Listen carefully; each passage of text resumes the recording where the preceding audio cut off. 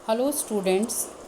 आज हम पढ़ेंगे आंतरिक निरीक्षण, ये जो कि आंतरिक नियंत्रण के उपायों का एक भाग है। आंतरिक रेखा नियंत्रण के दो भाग हैं, आंतरिक निरीक्षण व आंतरिक अंकेषण। आंतरिक इसमें हम अध्ययन करेंगे आज आंतरिक निरीक्षण का, इंटरनल चेक। मैं आपको बताना चाहूँगी कि आंतरिक निरीक्षण जो है वो किसी भी संस्था में जो व्यवहारों को लिखने का या व्यवहारों को करने का एक ऐसा व्यवस्था है जिसके अंदर कार्य का विभाजन इस प्रकार से कर दिया जाता है कि एक व्यक्ति द्वारा किए गए कार्य की जांच स्वतः ही दूसरे व्यक्ति द्वारा हो जाती है। जैसे कि इसके ये कोई रोकड़ की व्यवस्था है, कोई कैश हमें प्राप्त होता है तो हम इसको 3 भागों में बांट सकते हैं। रोकड़ प्राप्ति व रसीद लेना, रोकड़ बही में लेखा करना, रोकड़ बही की जांच तथा रोकड़ बही से खाता बही में लेखा। अगर कोई कस्टमर आता है जो संस्था की खिड़की पर कोई रकम जमा कराता है तो प्रथम खंड का संपादन करने के लिए खिड़की पर बैठा जो कैशियर है वो रकम प्राप्त करेगा और रसीद की 2 प्रतियां बनाएगा, एक प्रति उसको देगा और एक प्रति स्वयं रखेगा। उच्च अधिकारी के हस्ताक्षर बनवाकर मूल प्रति उसको जमा करवाने वाले को दे देगा। और व्यापारिक समय जब ख़त्म हो जाएगा, शाम के वक्त जब टाइम्स ख़त्म हो जाएंगे तो अन्य व्यक्ति दिन भर की जो टोटल रिसीव्ड कैश है और जो रसीदें हैं उनका मिलान करेगा। तो सारे के सारी चीज़ें सही मिलनी चाहिए, यानी कि जिसने कैश प्राप्त किया है उतने ही कैश की जो रसीदें हैं रिसीप्ट के रूप में जो रखी गई हैं वो होनी चाहिए और रोकड़ बही में उसी प्रकार उनका लेखा होना चाहिए। अब अगर हम इसकी परिभाषाओं पे जाएं कि हमारे बहुत सारे वाणिज्य जगत के विद्वान हैं जिन्होंने समय समय पर बहुत सारी परिभाषाएं दी हैं, जिसमें हमारी पहली परिभाषा जो है वो स्पाइसर एंड पैगलर ने दी है। उसने भी यही कहा है कि लेखा प्रणाली के संगठन का वह तरीका है जिसमें कर्मचारियों में कर्तव्य का विभाजन कर दिया जाता है। ये कार्य का नहीं, कर्तव्य का विभाजन इस प्रकार कर देते हैं कि एक व्यक्ति को एक व्यवहार के प्रत्येक पहलू का लेखा नहीं दिया जाता। यानी कि गपट और गबन तब तक संभव नहीं है जब तक कि कोई दलबंदी ना हो। जब 2 या 2 से अधिक व्यक्तियों में बिना दलबंदी के कपट रुक जाए और गलतियों की संभावना भी कम होंगी। इस प्रकार अगर हम आगे देखें तो दीपौला, डिक्सी, इन्होंने भी बहुत सारी परिभाषाएं दी हैं। और इसके जो American institute of certified public accountants है और स्पेशल कमेटी ऑन टर्मिनोलॉजी है, इन्होंने अपनी परिभाषाएं दी हैं।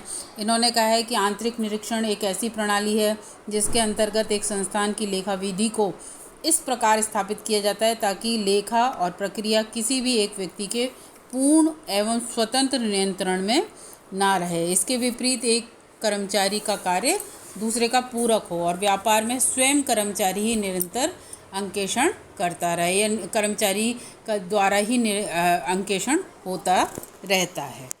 आंतरिक निरीक्षण की जो परिभाषाएं हैं, उन परिभाषाओं का अगर हम विश्लेषण करें तो विश्लेषण करके एक परिभाषा ये निकल के आती है कि कार्यों का विभाजन है एक प्रकार का, जिसमें एक कार्यों को इस प्रकार से बांट दिया जाता है कि एक व्यक्ति द्वारा किए गए कार्य की जांच स्वतः ही दूसरे व्यक्ति द्वारा हो जाती है और बिना दलबंदी के गबन नहीं हो सकता है और अगर हो तो वो शीघ्र ही पकड़ में आ जाएगा। तो इसके अगर हम विश्लेषण करें और हम इसे पॉइंट में विभाजित करें तो कर्मचारियों में कार्य की विभाजन की व्यवस्था, अनिवार्य जांच, बिना दलबंदी के गबन का छिपे रहना असंभव है, गलतियों की संभावना कम है। ये हम इस प्रकार से इस परिभाषा का विश्लेषण कर सकते हैं। नेक्स्ट अगर हम लेते हैं, अगर हमारा एक प्रश्न तैयार होता है कि आंतरिक निरीक्षण किसे कहते हैं, उसके उद्देश्य क्या हैं, उसके लाभ व हानि क्या हैं, तो उसमें हमें परिभाषा बतानी पड़ेगी।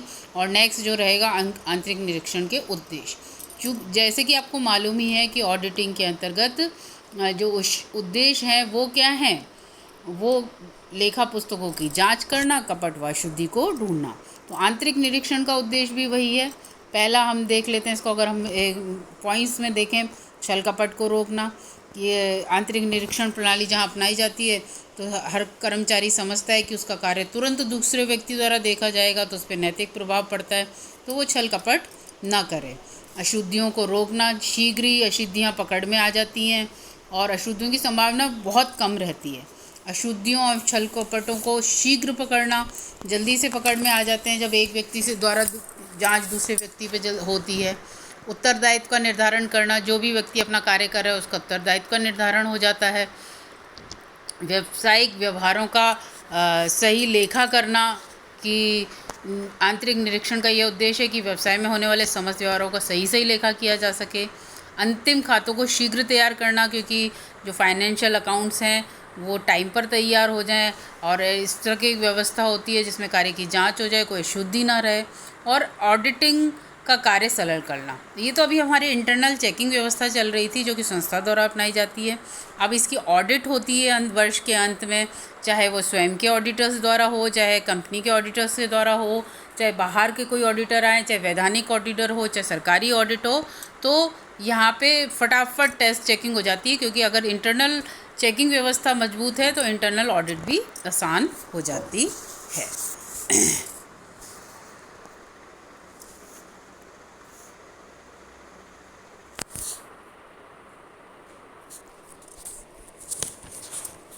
इसके बाद हम अध्ययन करेंगे इसके आदर्श आंतरिक निरीक्षण प्रणाली की आवश्यकता विशेषताएं क्या क्या हैं।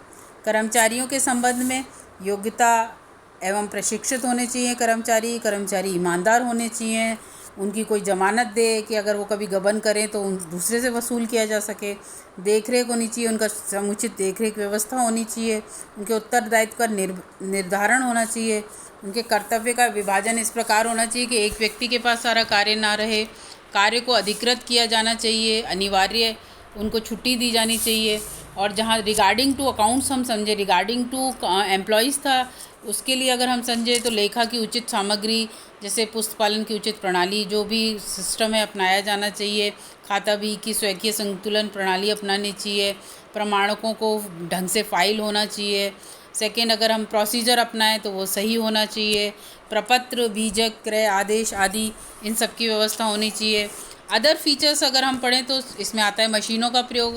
आपको मालूम ही है कि अब जो मशीनों का प्रयोग है वो आम हो गया है, हम सब ऑनलाइन सिस्टम में आ गए हैं, ऑटो कैश रजिस्टर्स हैं, सब कुछ ऑटो व्यवस्था हो गई है, सब कंप्यूटराइज्ड हो गया है। टैली जो व्यवस्था है उसके अंतर्गत लेके अपने आप तैयार हो जाते हैं। और लोचदार होनी चाहिए जो इंटरनल चेकिंग प्रणाली है। ये नहीं है कि जो एक बार बना दी गई वो फास्ट है या फिर सबके लिए एक सी है, ऐसा भी नहीं है। सब जो व्यवसाय होते हैं वो अलग अलग प्रकार के होते हैं, उनकी प्रकृति अलग अलग प्रकार की होती है। तो जैसी उनकी प्रकृति है, जैसे वहाँ पे कर्मचारी हैं, जिस प्रकार की कार्य व्यवस्था है, कम है ज़्यादा है, तो उसी प्रकार से कार्य का विभाजन होना चाहिए। कहीं पे कंट्रोल अधिक कठोर रहना चाहिए, कहीं पे हम उनको रियायत दे सकते हैं। तो इस प्रकार से हमारी पूरी आंतरिक निरीक्षण की व्यवस्था है।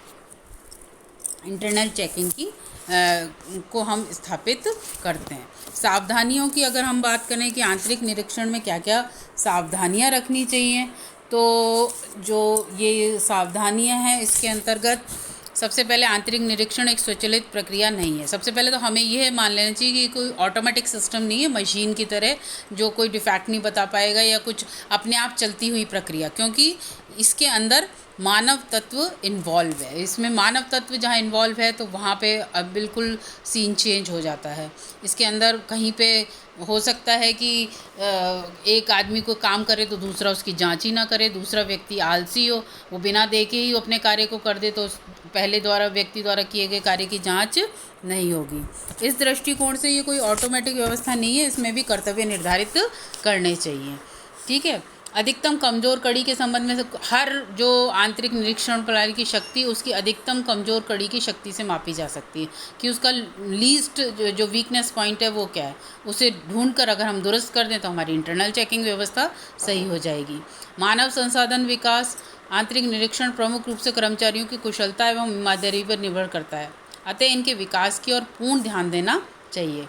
उपकरण आपको मैंने बता ही दिया है कि मशीनी युग है, इसके अंदर सब सिस्टम जो है इस प्रकार का हो गया। अतः आजकल अधिकांश कार्यों को उपकरणों की सहायता से अधिक एफिशिएंटली हम कर सकते हैं, कुशलतापूर्वक कर सकते हैं। सुपरविज़न प्रबंधकों द्वारा आंतरिक निरीक्षण की देखरेख रखनी चाहिए और ध्यान रखना चाहिए कि इसमें कहीं कोई दोष नहीं रह जाए। और इसके अलावा जैसे कि आपको मैंने पहले भी बताया कि इंटरनल चेकिंग व्यवस्था एक कार्य व्यवस्था ही है, जो कि कोई ऑटोमेटिक व्यवस्था नहीं है, जो कि कर्मचारियों में कार्य और कर्तव्य का विभाजन है। एक व्यक्ति के द्वारा किए गए कार्य की जांच स्वतः हो जाए, लेकिन फिर भी अंत में कुछ वर्षों में हमारी जो इंटरनल चेकिंग व्यवस्था है उसको हमें पूर्ण रूप से फुली रीचेक करना चाहिए, और उसमें कोई भी सुधार की संभावना हो तो वो हमें सुधार करने चाहिए। Okay, thank you.